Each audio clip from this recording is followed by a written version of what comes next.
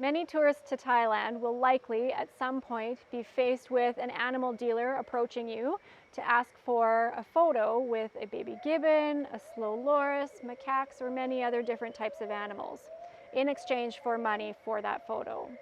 While it may seem like a fun, funny, Instagrammable moment or opportunity that you can share with family members back home, you're actually contributing to a much greater problem facing these animals.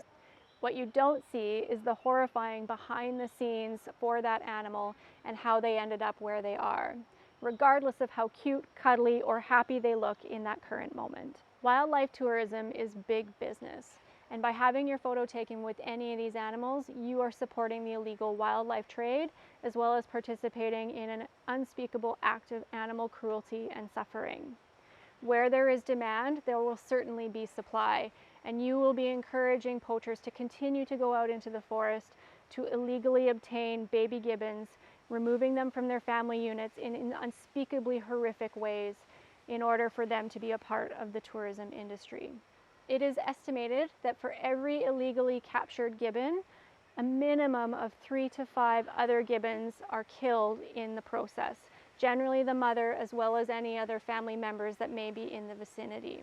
Of those gibbons that are captured, many of them will die as a result of cruel treatment, inhumane captivity areas, as well as diseases that have been transferred from humans during their time working in the wildlife tourist industry.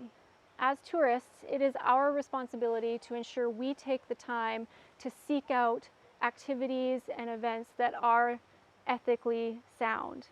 Generally, as a rule of thumb, if there is any contact with any wild animal, be them captive or otherwise, it is unethical and probably not a choice that we would encourage you to partake in.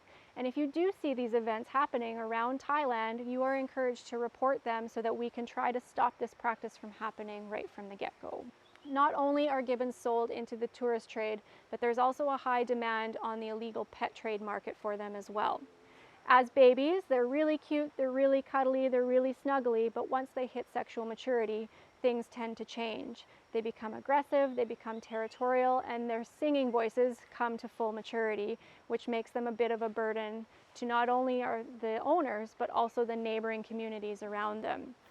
One example of one of these animals at the center that is a permanent resident is Tam. She was kept in pretty rough conditions. Her owner was unable to care for her properly once she reached sexual maturity, and the only way that he knew how to keep her in check was to treat her fairly inhumanely. As a result, Tam has lost one hand and one foot, which had to be amputated in order to prevent the infection from spreading to the remainder of her body, thus jeopardizing her life. She was surrendered to the center, and because of her resulting injuries, she is not a candidate for release. She will spend the rest of her days in her comfortable enclosure here, with the Gibbon Rehabilitation Project doing everything they can to ensure as much of a wildlife as possible without being released back into the wild. However, what she lacks in appendages, she more than makes up for in her vocalizations. Tam is one of the loudest and most beautiful singers we have here at the center.